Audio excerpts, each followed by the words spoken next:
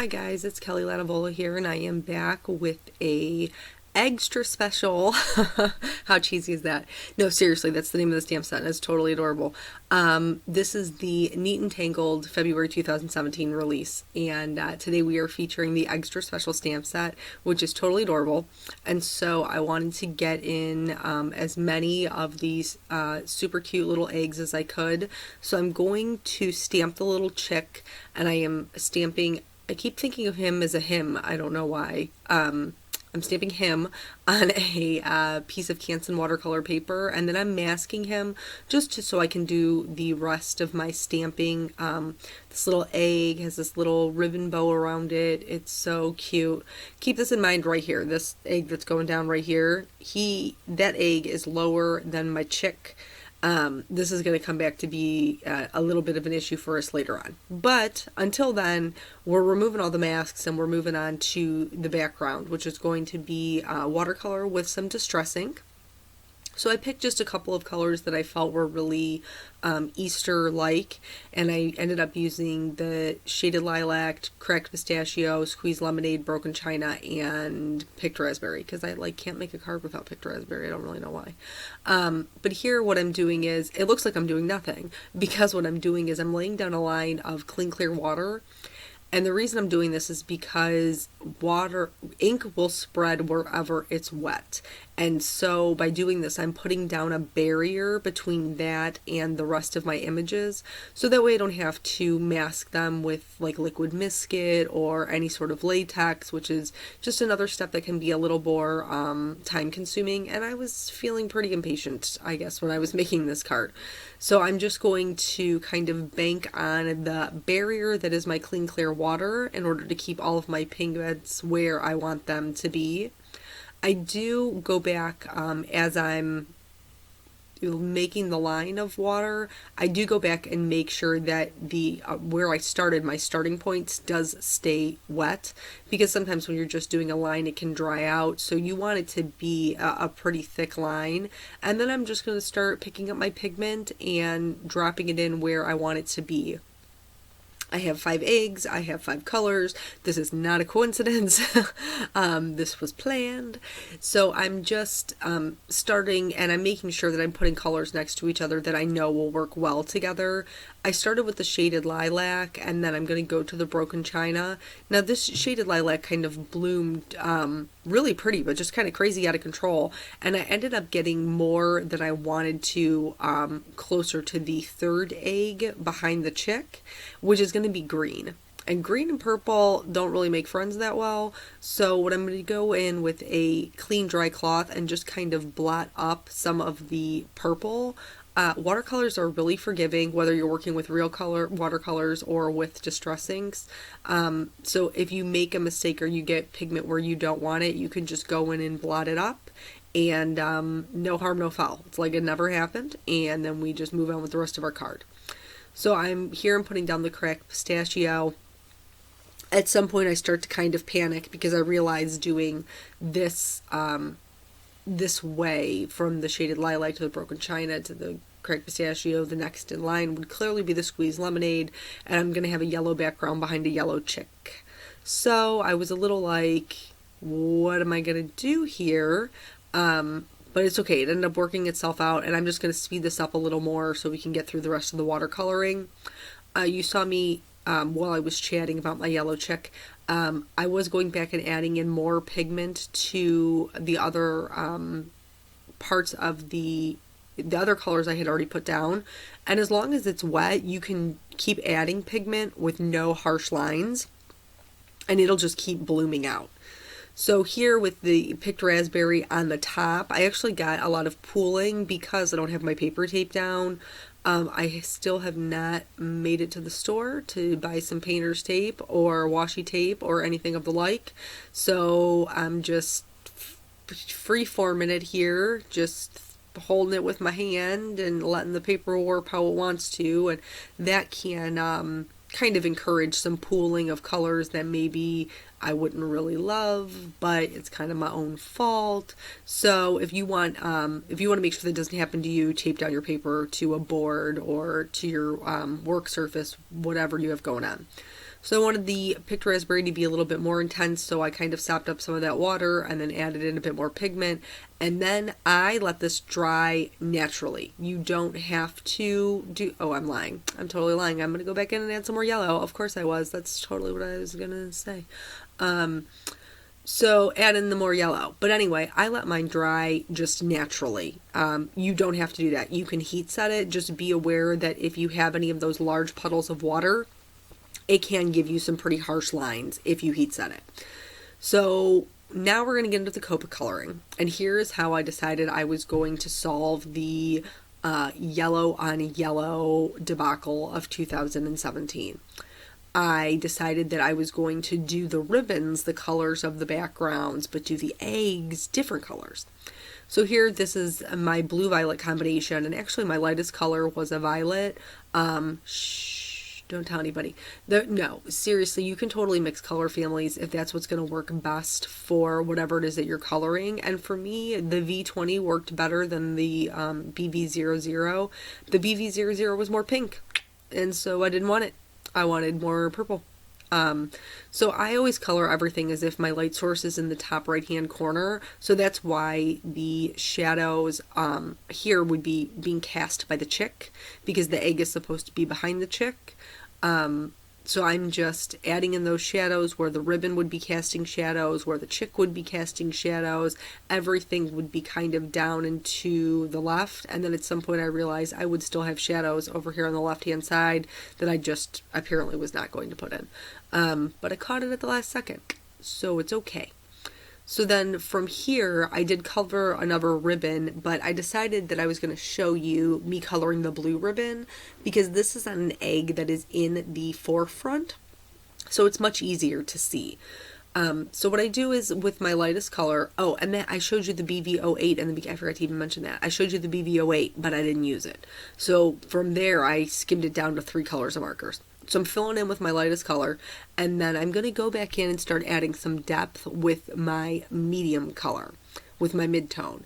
And so to do that, I am on the bow, I'm adding just like a dot in the center, kind of like a half moon, kind of like a, I don't even know what shape that is. It looks kind of like a little mound of chocolate. Do you know what I'm talking about? The little mounds of chocolate, like the little mounds of caramels. That doesn't even make any sense. Totally ignore what I just said there. Anyway, it's like flat on the bottom with a curve on the top. That's what I did in the center. And then I also highlight the lines that are already drawn into the egg. And then anywhere anything's lying on top of each other, or if it's coming around from the side, that would all have shading as well. And then I work from my lightest out to my darkest, darkest back into my lightest. And then especially on the bows, you want to really highlight that area.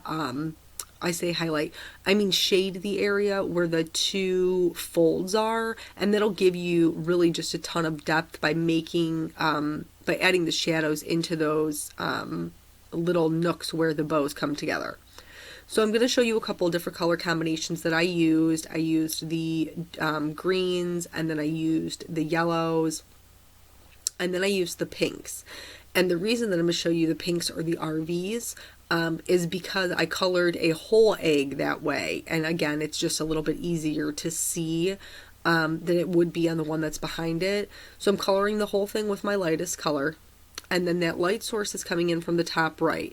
So the bottom left is going to be where it's darker, and all of those little ribbons are going to be casting shadows underneath of them and then to the left. So I'm going in with my mid-tone and mapping out where those shadows are going to be, and then adding in my darkest color.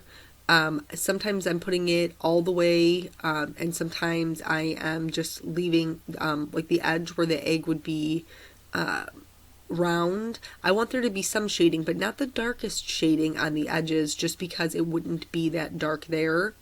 Now that all of that is done, all the eggs are done and colored, I'm going to start working on my little chick. And for some reason, all little chicks are yellow in my head when it comes to Easter. Easter chicks are yellow.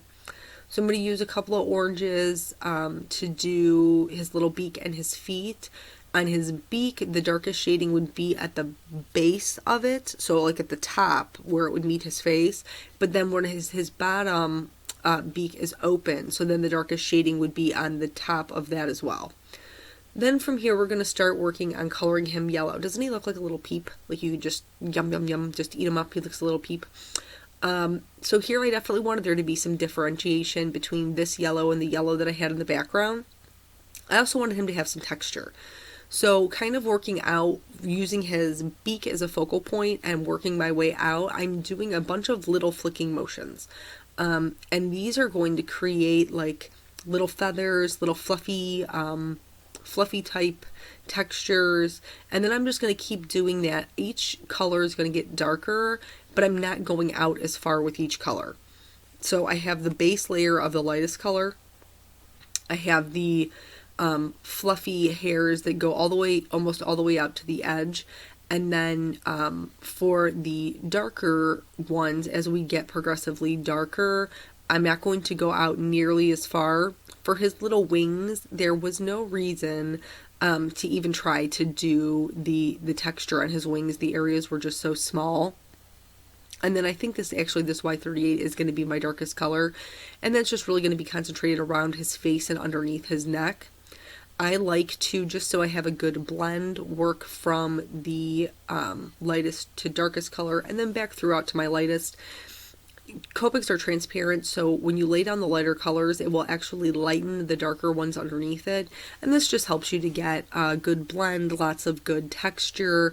And so each time I'm using that same motion, I'm just using the tip of the marker and I'm kind of flicking it out. On the lightest color, I'm going to start on the edges and flick it in. And this is just to, make sure I have good coverage on my edges. For they look just kind of like they're floating there. And in fact, my chicken's about to look like it's levitating.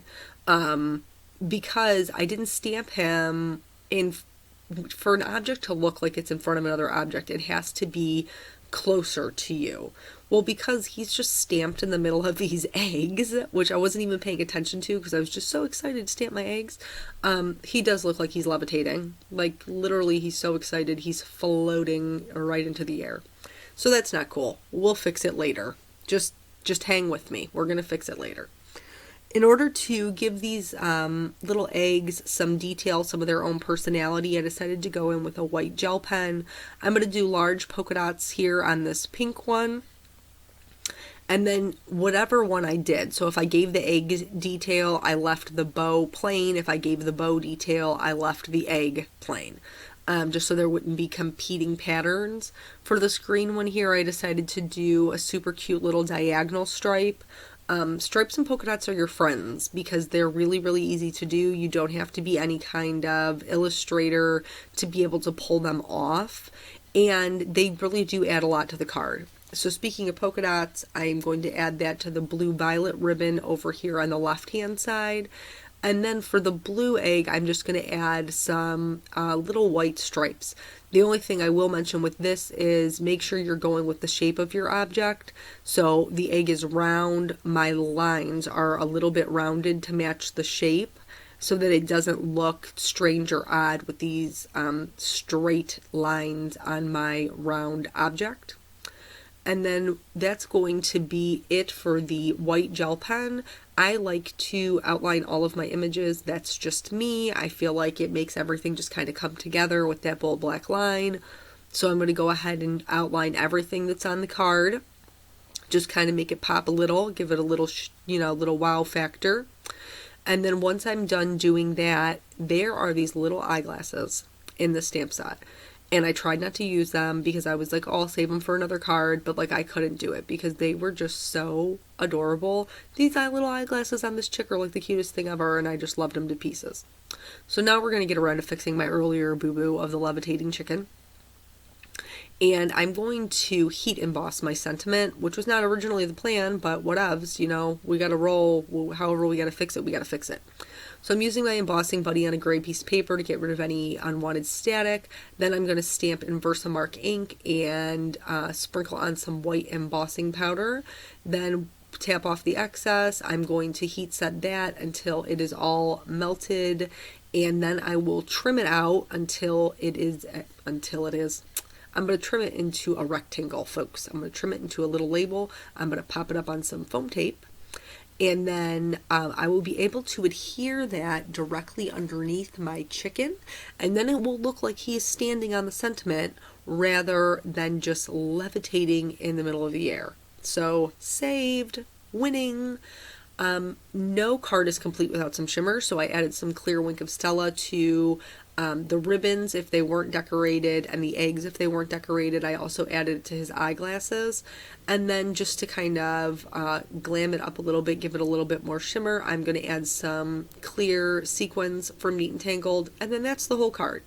So thank you guys for hanging out with me. If you would like to see the rest of the release, please head over to the blog. All of the details will be there, and we'll be there all week. So thank you guys so much. I will catch you in the next video. Bye.